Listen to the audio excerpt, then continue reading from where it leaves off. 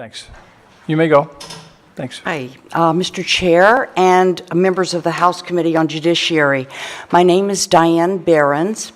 I'm a longtime resident of Barrington.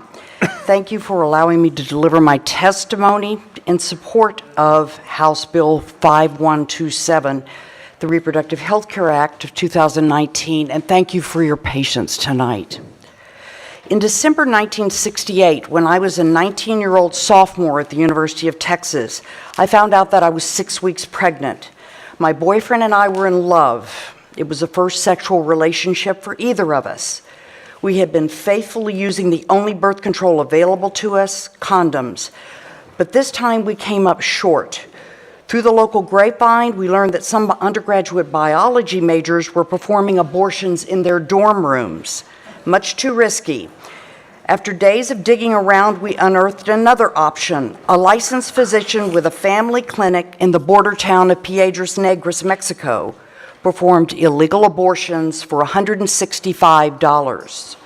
Word had it that his medical training was in the U.S. Piedras Negras is a gritty town just over the border from Eagle Pass. It's about 250 miles southwest of Austin. My boyfriend had a car. We headed to Piedras Negras. I had the abortion. I did not die. I was terrified, though, and I bled for 5 days after that. But I didn't dare seek medical assistance, for what I had done was a crime. The bleeding did finally stop. I was lucky. I suffered no long-term physical damage. I resumed my life. I graduated from college. I married. I went to graduate school where I received a PhD in philosophy. I was a philosophy professor for the better part of 30 years. And along the way, I became the mother of a daughter who made me proud.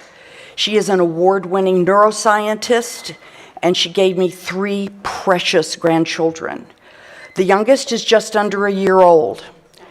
Because of the trajectory of my life, I was sufficiently privileged to be able to retire at a relatively young age and throw myself into causes about which I'm passionate. Had I not had that abortion, the trajectory would have been radically different. As I said, I was relatively lucky. I lived, I thrived. Millions of women who had abortions before Roe did not. And anyone who thinks Roe isn't in danger of being overturned is not paying attention. The Trump administration is outspokenly hell-bent on overturning it.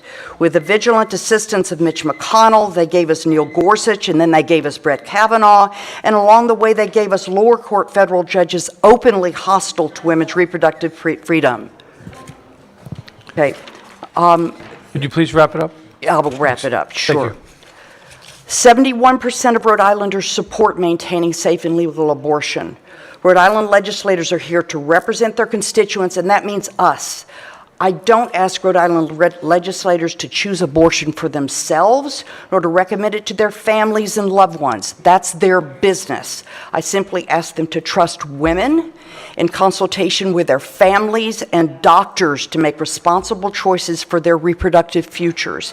I ask for this basic demonstration of respect. Thank you very much.